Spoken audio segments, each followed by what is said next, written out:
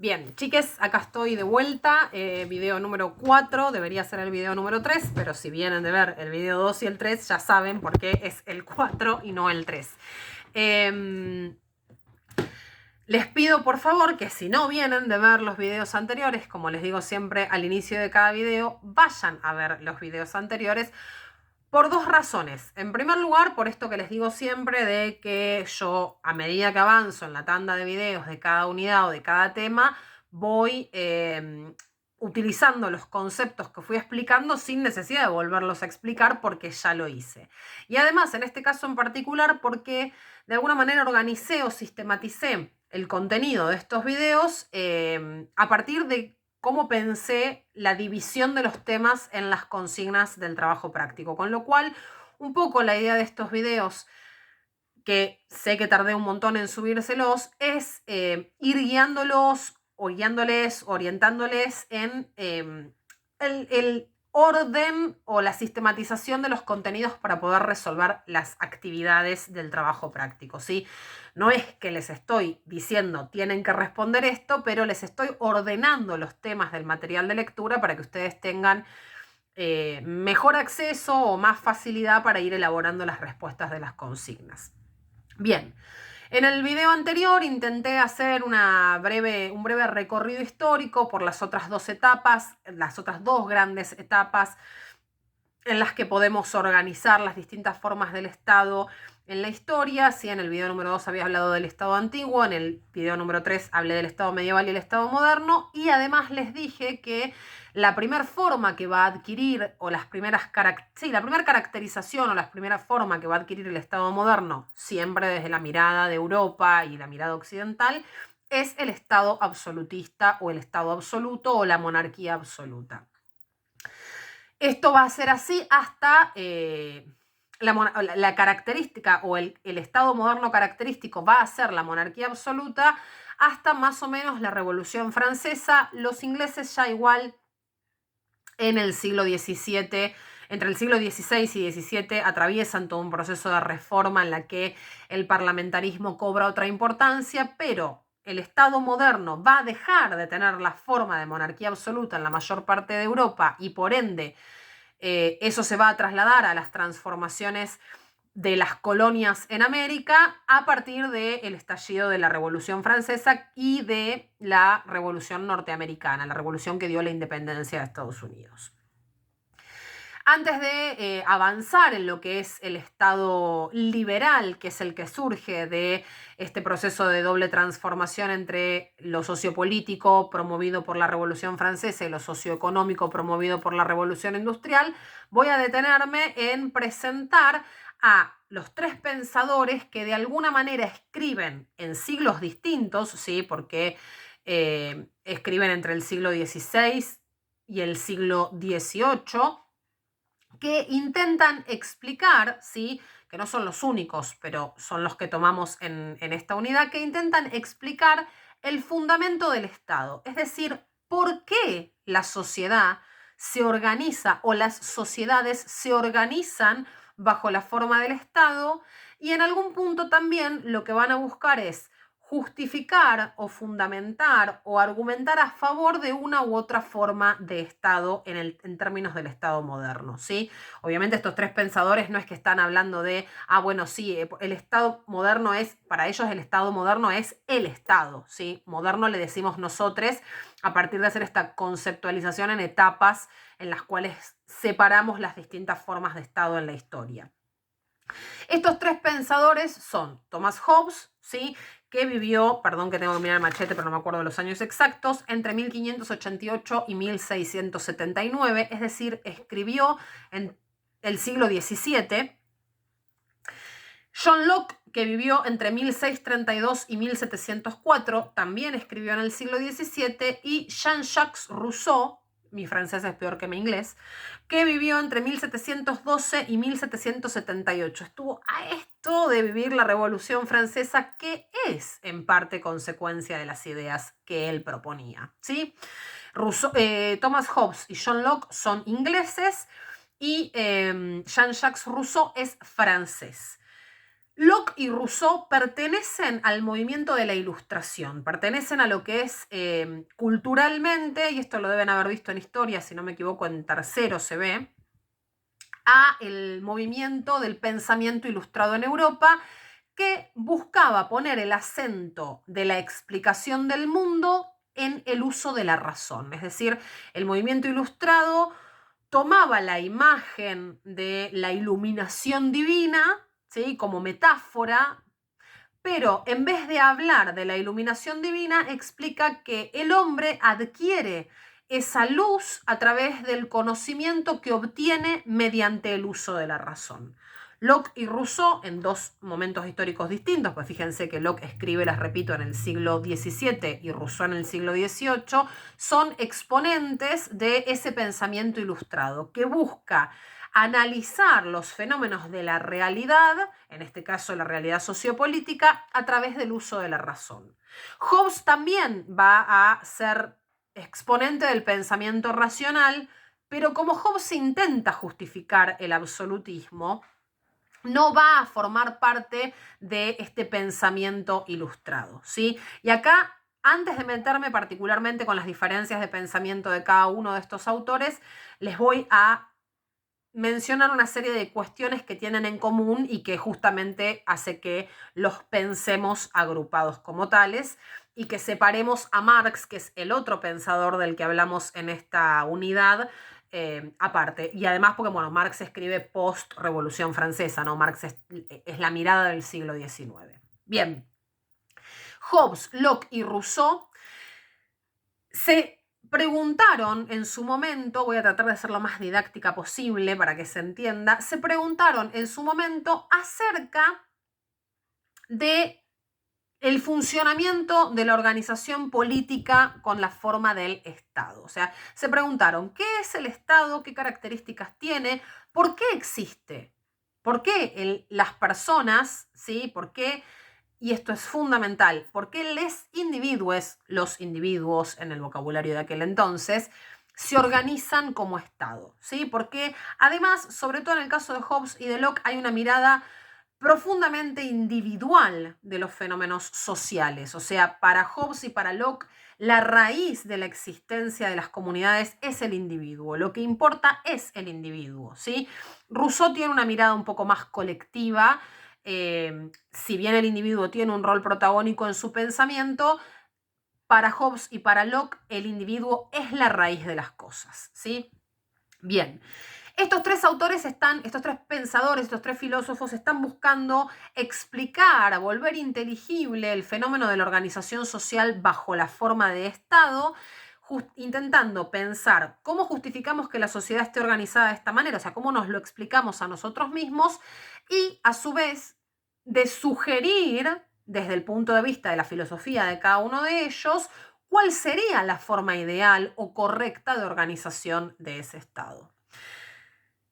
Proponen o forman parte, ellos tres son exponentes de lo que es la teoría contractualista y justnaturalista del Estado. Para decirlo de forma simple, ¿sí? Y a veces yo sé que puedo llegar a cometer el error de en la simplificación, no decir algo que no es, ¿sí? Porque jamás les voy a decir una cosa y era otra, pero sí omitir, o no es omitir, o sea, en la simplificación o en la generalización en la que intento explicar muchas veces los conceptos, por ahí los simplifico demasiado, ¿sí?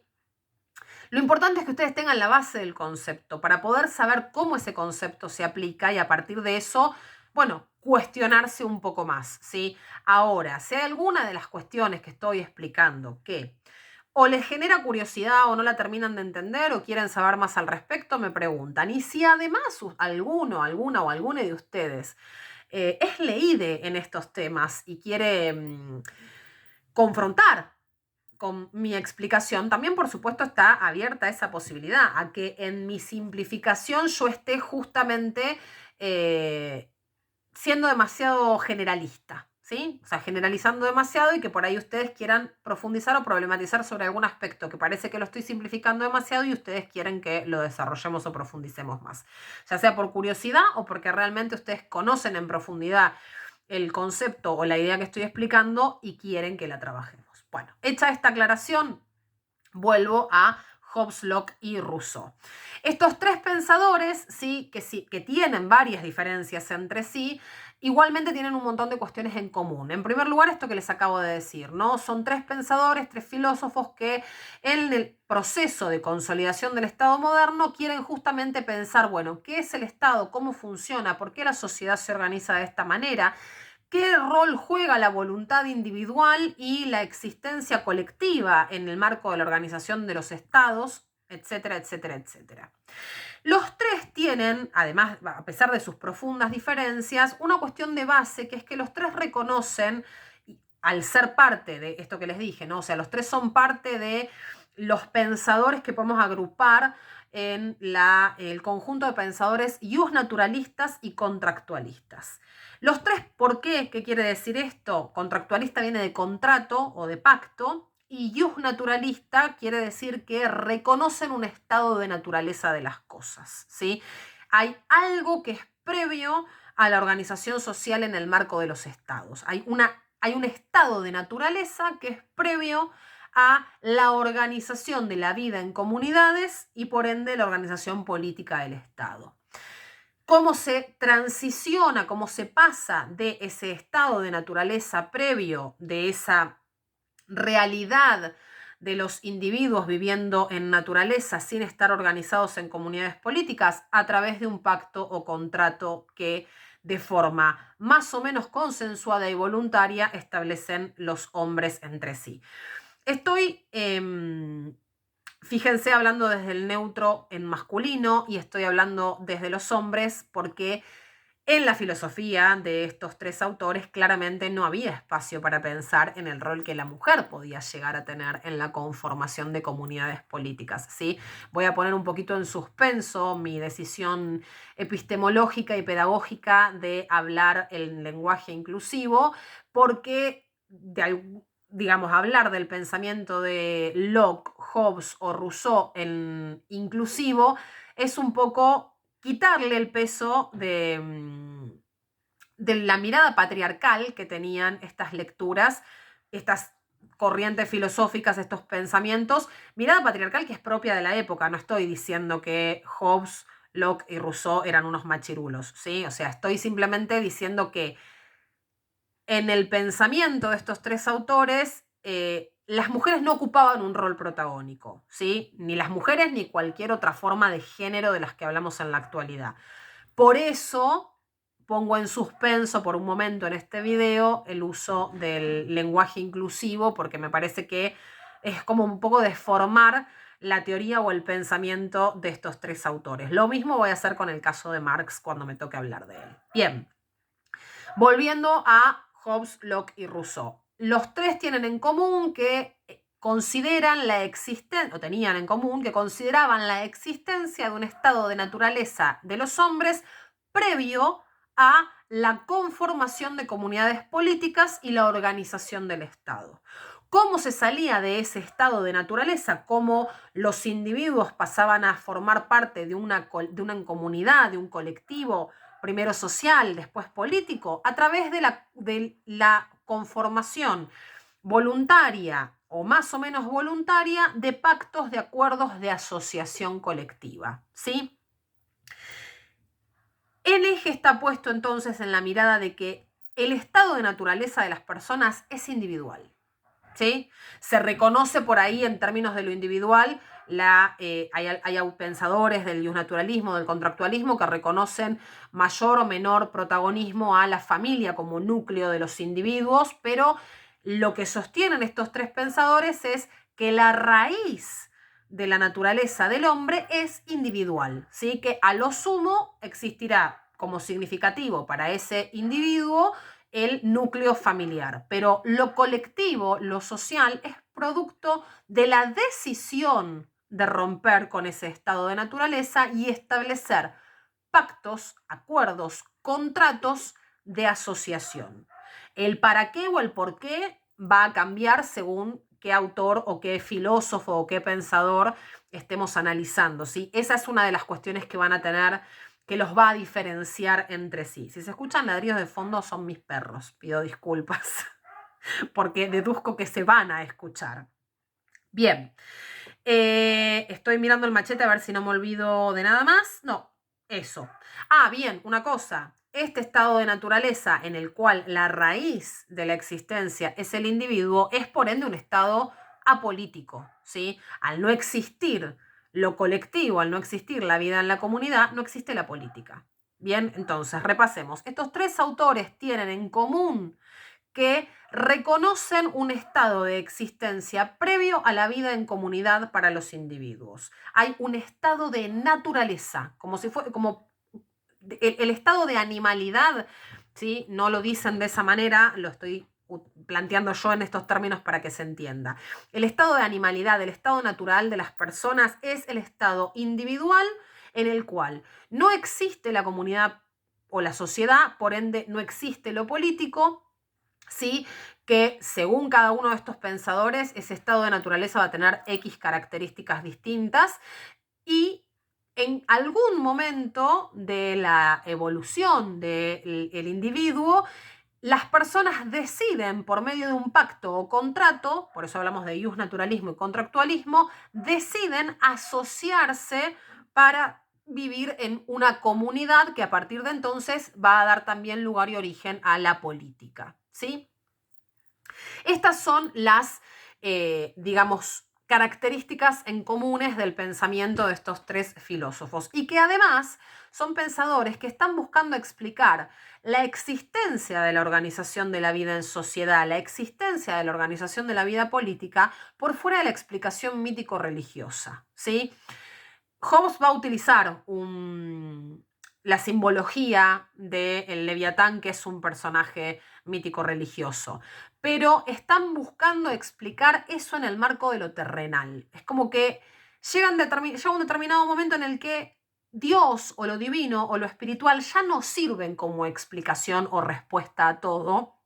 Y por eso, si bien Hobbes no es uno de los exponentes del pensamiento ilustrado, básicamente porque Hobbes quería justificar el absolutismo, sí está dentro de estos pensadores que están en la línea del proceso de secularización del pensamiento político, ¿sí? Es decir, de separar la forma de explicarnos el mundo de las respuestas espirituales, ¿no? Como, bueno, la respuesta espiritual va por un lado y la forma en la que cultural, política, científica e intelectualmente nos explicamos el mundo va por otro. Bueno, Hobbes también forma parte, junto con Locke, con Rousseau y con otros tantos filósofos y pensadores de la época, del grupo de personas que buscan desentramar los significados o sea, explicar la forma de organización social por fuera de lo espiritual o de lo mítico religioso. Esas son las características que tienen en común, ¿sí? Después, cada uno de estos tres autores va a proponer una lectura distinta de lo que es, en primer lugar, el estado de naturaleza del cual parten los individuos y, en segundo lugar, el por qué se asocian y qué forma debe tener esa asociación. Voy a arrancar por Hobbes, que es el que primero escribe, ¿sí? Hobbes y Locke son medio contemporáneos entre sí, fíjense que viven Hobbes entre el 1588 y 1679 y Locke entre 1632 y 1704. Hay 50 años de contemporaneidad ahí, o sea, y de todas maneras el pensamiento de Locke es como está bastantes pasos más allá del de Hobbes. Sin embargo, están los dos mirando la corona inglesa e intentando justificar de alguna manera una forma de ver o de pensar el ejercicio del poder político en Gran Bretaña. Locke va a buscar orientar la corona hacia el parlamentarismo o hacia una republicanización de la monarquía, y Hobbes en realidad es un teórico del absolutismo. Hobbes quiere explicar por qué existe el Estado como Estado absolutista y por qué es esa la forma que debe existir. Bien, les decía, Hobbes escribe entonces durante el siglo XVII y en el planteo de él, en el estado de naturaleza en el que viven los hombres previo a la existencia de un pacto que los organice como comunidad política, el hombre es malo, ¿sí? Hobbes reconoce, al igual que los otros dos pensadores, que existe un estado de naturaleza, pero en ese estado de naturaleza el hombre, el individuo, es malo, es ambicioso, es voraz y no reconoce ningún tipo de límite para avanzar por sobre la seguridad y la existencia de otros hombres, ¿sí? El hombre es malo por naturaleza, es egoísta, es ambicioso y no tiene límites en su existencia natural. ¿Qué pasa entonces? El hombre en su estado de naturaleza vive en un estado de guerra constante, de constante conflicto, de constante competencia, lo que pone en jaque su propia supervivencia, porque al vivir sometido a la inseguridad del tener que competir de forma constante con otros hombres para satisfacer sus ambiciones y su egoísmo, su propia seguridad está constantemente en riesgo. Y es acá donde encuentra Hobbes el fundamento para la existencia del Estado y por eso, desde su punto de vista, el Estado tiene que existir en forma de absolutismo.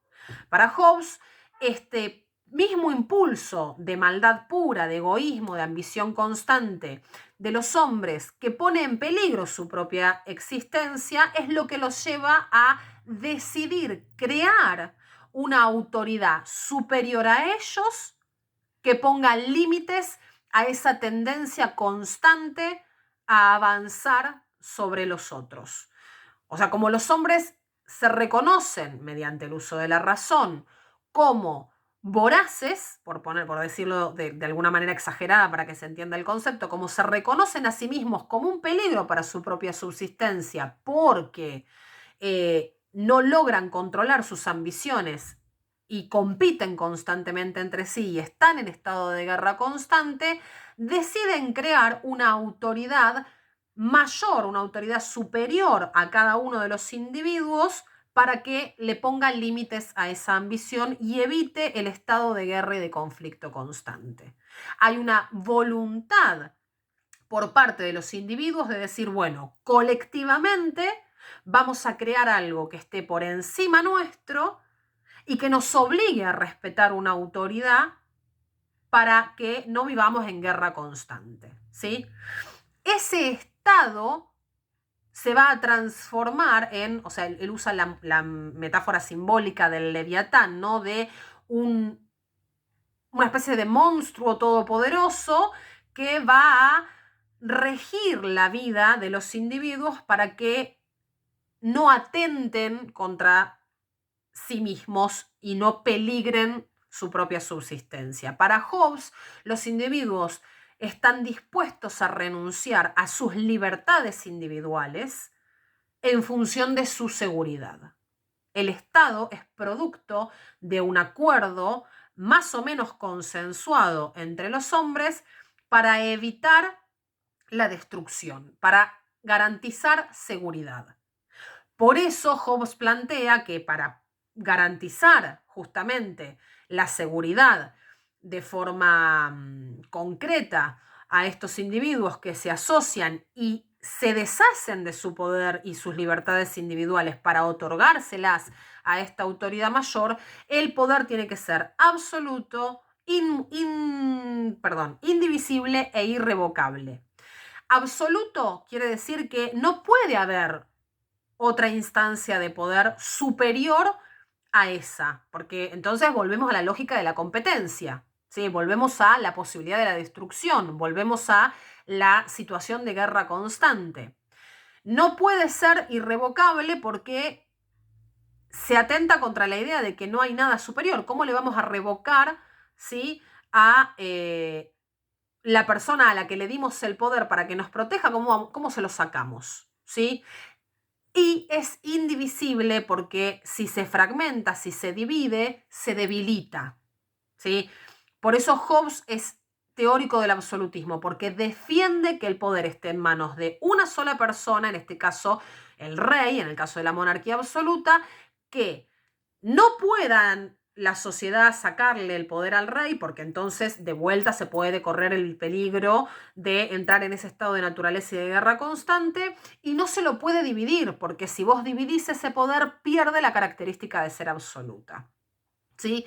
Entonces, repasemos Hobbes. Para él, los hombres son malos por naturaleza, ¿sí? Tienden a la voracidad y la guerra constante entre sí, con lo cual ponen en peligro la propia seguridad de su existencia. Frente a esa situación, frente a la inseguridad de existir en términos individuales, deciden colectivamente asociarse y del producto de esa asociación surge el Estado como la autoridad suprema, superior, absoluta, irrevocable e indivisible que va a garantizar la seguridad de los individuos que se asocian, ¿sí?, de forma más o menos voluntaria en reconocer, bueno, ok, yo renuncio a mis libertades y mi poder a cambio de que haya una autoridad mayor y superior que garantice mi seguridad. ¿Sí? Esa sería la propuesta en líneas generales del pensamiento de Hobbes, que por supuesto, repito, es mucho más complejo que lo que estoy planteando en términos de que tiene muchas más características y muchas más conceptualización, pero esta es la base para que ustedes puedan entrar al texto y entender básicamente de qué se trata. Hago un paréntesis antes de meterme con Locke y con Rousseau. ¿Por qué es importante pensar qué pensaron otros, en este caso estos tres filósofos, respecto de el Estado y la organización de la vida política? Porque muchas de estas ideas efectivamente se terminaron utilizando para justificar lo que terminó siendo después en la práctica o lo que ya estaba haciendo en la práctica el Estado, ¿sí? Las ideas de las personas. La sociedad en la que vivimos tiene una forma concreta, pero esa forma concreta, si es cuestionada cada vez más, tiene que cambiar. Si no la cuestionamos, si no hay ideas que la cuestionen, esa forma concreta permanece. No importa si es buena o mala, si es injusta o no. ¿Qué es lo que define que las cosas sean buenas o sean malas? Que estén bien o estén mal, que sean justas o injustas, legítimas o ilegítimas, legales o ilegales. Las ideas de las personas respecto de las cosas.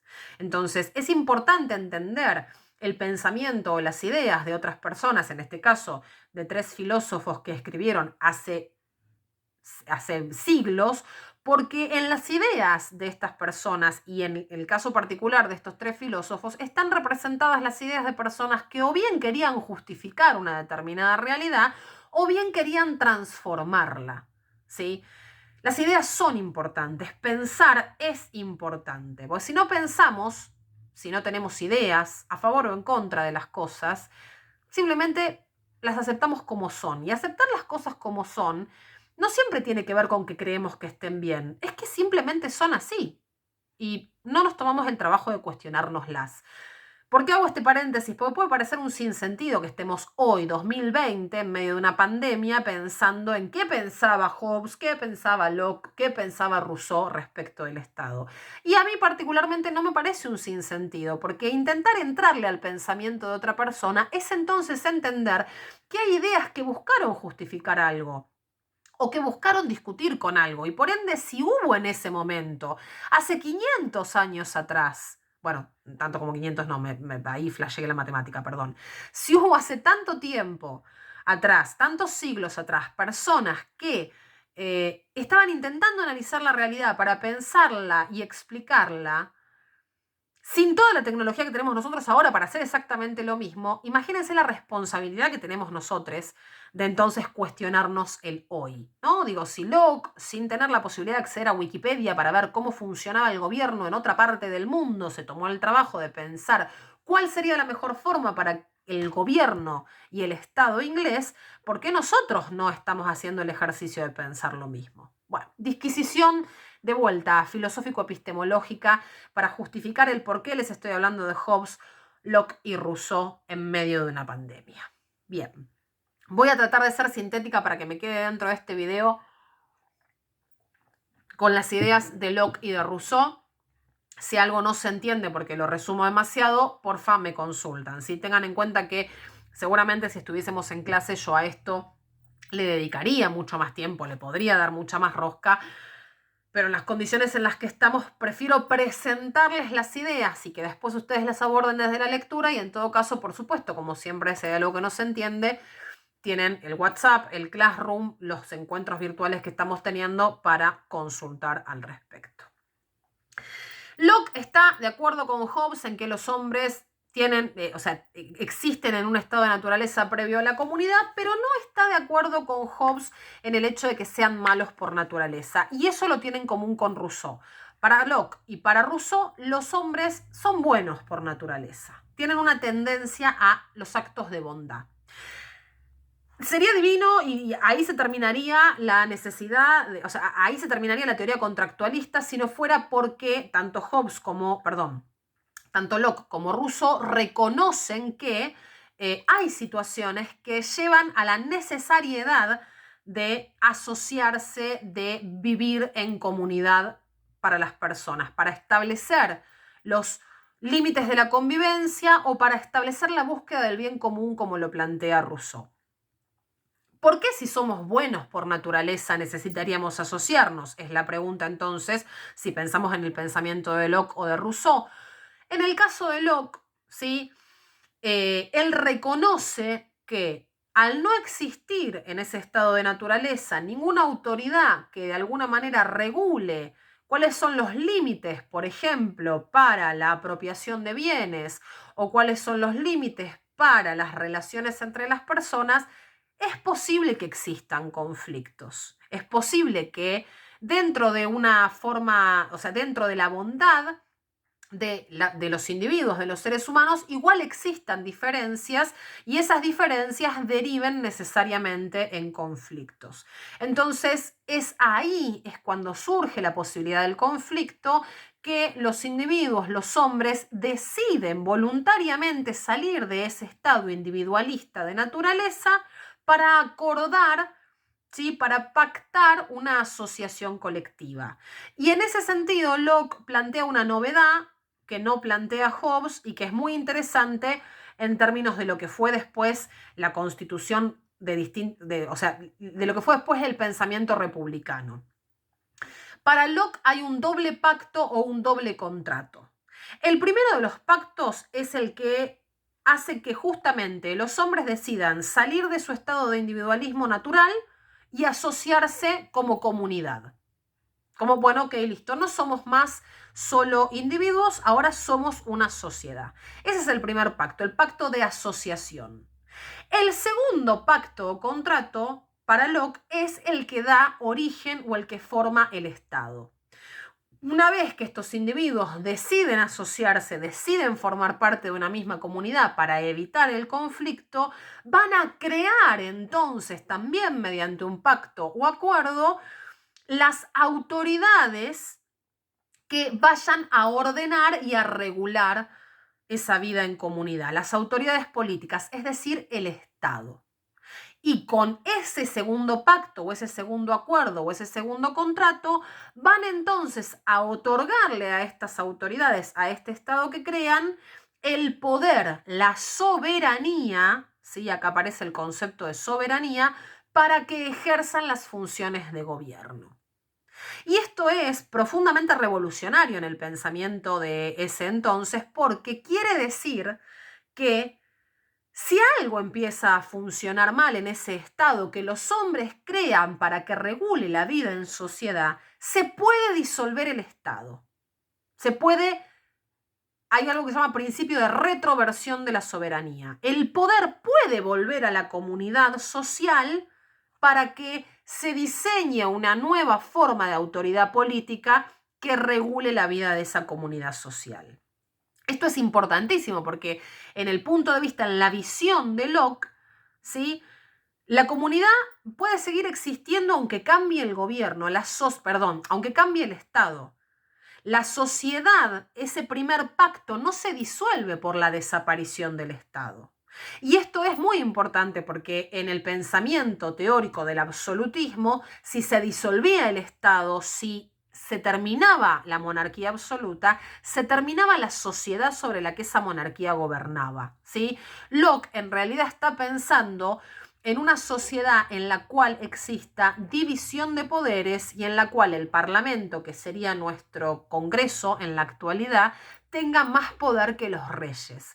Locke está mirando Gran Bretaña, está mirando Inglaterra, pero está mirando y pensando una Inglaterra donde el rey tenga cada vez menos poder y el Parlamento o poder legislativo tenga cada vez más, ¿sí? Y esto es posible desde la mirada filosófica que tiene Locke de lo que es el Estado, porque se puede transformar al Estado y eso no disuelve, no destruye, no daña a la comunidad política que le dio origen. Porque cuando salen del estado de naturaleza, los individuos pasan por un proceso de 2 acuerdos, 2 contratos o 2 pactos. En el primero de esos acuerdos, repito, justamente se ponen de acuerdo para pactar la existencia de una vida comunitaria, de una vida en comunidad, ¿sí? Es decir, de una vida en sociedad, y una vez que existen como sociedad, como comunidad, recién ahí, en un segundo contrato, crean a las autoridades en las cuales van a delegar su soberanía, su poder, para que ejerzan el dominio político de la sociedad. El Estado se crea en un segundo pacto o acuerdo, por ende puede ser disuelto cuando ese Estado no esté cumpliendo las funciones acorde a las necesidades de la comunidad, cuando ese Estado esté dañando las libertades individuales, cuando ese Estado atente contra la seguridad de los individuos, cuando ese Estado vaya en contra de la propiedad, porque Locke banca la propiedad privada, porque para él la propiedad existe como producto del trabajo del hombre en naturaleza. Y acá esto, atenti, Locke es fundamental para justificar en el pensamiento liberal capitalista la existencia de la propiedad privada como un derecho natural, porque es previo a la existencia de la vida en sociedad, porque es en el trabajo individual con la naturaleza que el hombre se adueña de las cosas. Después viene el acuerdo entre los individuos o los hombres de una misma comunidad para asociarse para asociarse en una misma comunidad, ¿sí? Entonces, repito, en el pensamiento de Locke, lo revolucionario es que puede disolverse ese estado, transformarse en algo distinto, y eso no rompe, disuelve o modifica a la sociedad que le dio origen. ¿Por qué? Porque hay una existencia de un doble pacto o acuerdo. Y me quedan 5 minutos para sintetizar o intentar sintetizar el pensamiento de Rousseau. Es injusto esto, o en algún punto quizás es una cosa porque Rousseau es por supuesto mi preferido de los tres, básicamente porque Rousseau es un poco el padre del pensamiento republicano moderno y de hecho hay mucho del pensamiento socialista que tiene su raíz en algunas de las ideas de Rousseau. Rousseau, al igual que Locke, dice que el individuo es bueno por naturaleza y que solo se asocia, en este caso, en la necesidad de la búsqueda del bien común, ¿sí? La asociación entre los individuos es producto del uso de la razón, ¿sí? Porque además Rousseau es de lleno exponente del pensamiento ilustrado, de esta línea de pensamiento que pretende explicar el mundo y cambiar el mundo a través del uso de la razón. Para Rousseau, ¿sí? Los hombres son individuos, ¿sí?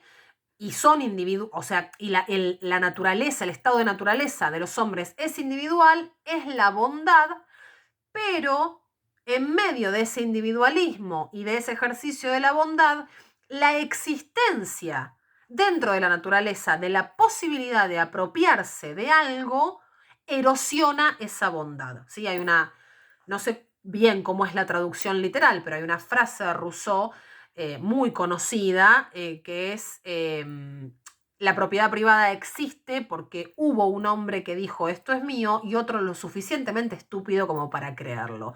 Rousseau no banca la propiedad privada, banca en todo caso la posesión de bienes. Ojo igual porque Locke no banca la propiedad privada sin ningún tipo de límite, ¿eh? Eso es algo a tener en cuenta, no banca la concentración de la riqueza de forma directa Locke. Pero para Rousseau el problema, lo que corrompe a las sociedades, perdón, lo que corrompe a los individuos es la posibilidad de poseer los bienes de la naturaleza. En esta relación con la naturaleza, en la apropiación de los bienes, se corrompe la bondad de los individuos. ¿Por qué entonces se asocian los individuos? Para justamente evitar los daños que esa corrupción genera en términos individuales. Deciden establecer una vida colectiva, una vida en comunidad, para organizar entonces el bien común.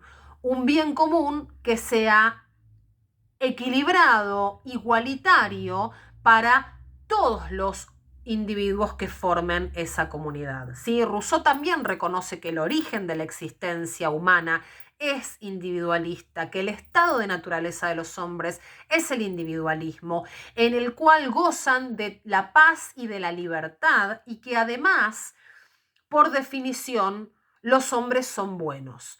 Ahora, la posibilidad de poseer bienes y de apropiarse de forma individual de esos bienes es lo que corrompe esa bondad innata o inherente a el hombre como individuo. En esa corrupción es que se empiezan a generar competencias, guerras, enfrentamientos y los individuos comienzan a dañarse entre sí. Y frente a eso, frente a la corrupción de la bondad del hombre, es que los hombres como individuos deciden asociarse, pactan la creación de una comunidad y la organización del poder dentro de esa comunidad para establecer cuáles van a ser las leyes que garanticen el bien común. Y Rousseau tiene, por supuesto, en su cabeza su propio diseño ideal de cuál sería la forma del Estado en la que ese bien común y colectivo se garantice para todos los individuos. Y está pensando en una república donde el ejercicio de la democracia se realice de forma directa, ¿sí? Es decir, donde todos participen del ejercicio del poder político, lo cual es ya en el momento en el que escribía Rousseau, imposible para el Estado moderno, ¿sí? Se me está por cortar, creo igual que senté las bases del pensamiento de estos tres autores. En el video que viene les voy a explicar cuál es la relación en el Estado moderno entre Estado y mercado y qué es lo que tiene Marx para decirnos al respecto. Nos vemos en el próximo video corto antes de que el video me corte a mí.